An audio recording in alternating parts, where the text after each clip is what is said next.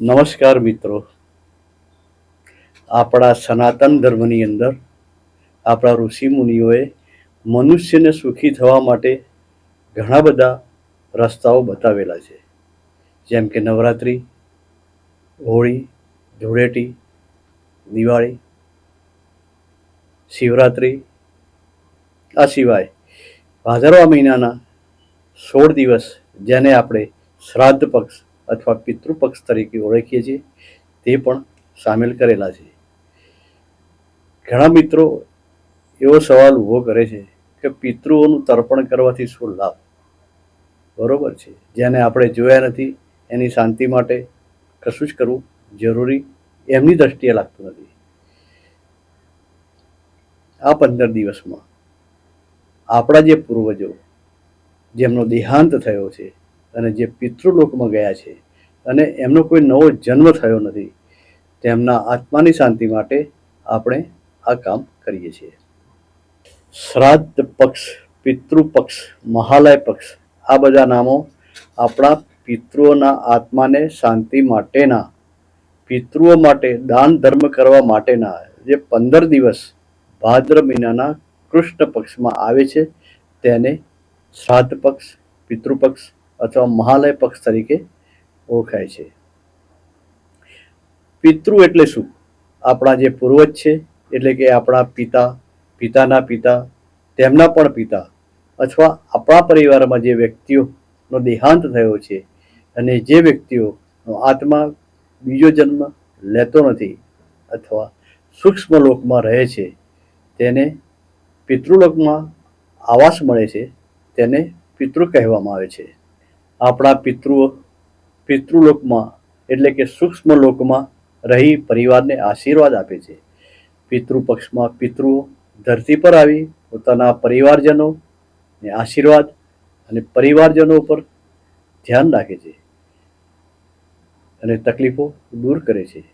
પિતૃપક્ષમાં આપણે આપણા પિતૃઓને યાદ કરીએ છીએ અને તેમની યાદમાં દાન ધર્મ કરીએ છીએ અને તેનાથી આપણા પિતૃઓ તૃપ્ત થઈ આપણાને આશીર્વાદ આપે છે અને વર્ષ દરમિયાન આપણી દરેક ઈચ્છાઓ પૂર્ણ કરી શકીએ છીએ, સુખી જીવન જીવી શકીએ છીએ.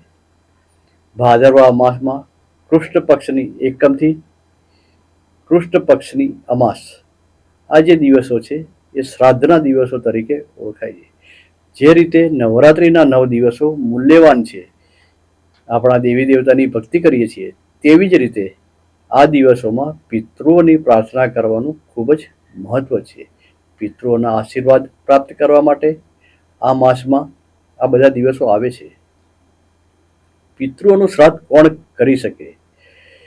જે ઘરમાં કોઈ વડીલ પુરુષ હોય તે આ શ્રાદ્ધ કરી શકે છે. વડીલ પુરુષ ના હોય તો તેનો પુત્ર, પુત્ર ના હોય તો પૌત્ર, અને પૌત્ર ના હોય તો પુત્રીનો પુત્ર, તે પણ આ શ્રાદ્ધ કરી શકે છે.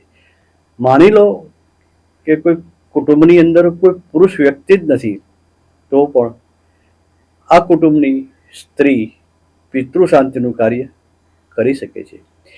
પિતૃની શાંતિ માટેનો શુભ સમય છે સવારે 11:30 થી બપોરના 12:30 વચ્ચેનો.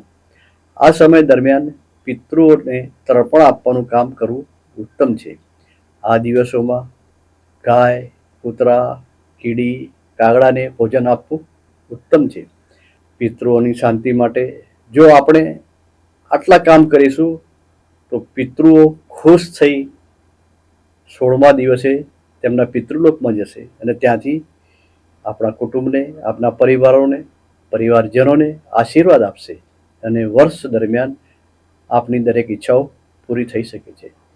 પિતૃદોષ હોય તે કુટુંબની અંદર એ વ્યક્તિઓમાં કેરિયરમાં તકલીફ આવે છે, લગ્ન થવામાં તકલીફ આવે છે, અન્નની તકલીફ આવે છે, ધનની તકલીફ આવે છે, બાળકો થતા નથી, વંશ આગળ ચાલતો નથી. તો આ બધા કારણો પિતૃની તકલીફના હોય છે. તો આપણે આ 15 દિવસની અંદર પિતૃઓની શાંતિ માટેના કામ કરીશું તો પિતૃઓની કૃપા અવશ્ય મળશે. બીજી એક વાત ભાદ્રવદ 14ના દિવસે જે 14ની તિથિ હોય છે તેમાં ફક્ત અને ફક્ત જે વ્યક્તિઓએ આપઘાત કર્યો હોય, જેનું હથિયારથી મૃત્યુ થયું હોય, અથવા તો જે વ્યક્તિઓ અકસ્માતમાં મૃત્યુ પામ્યા હોય તેવી વ્યક્તિઓનું જ શ્રાદ્ધ કરવું અગત્યનું છે. આભાર.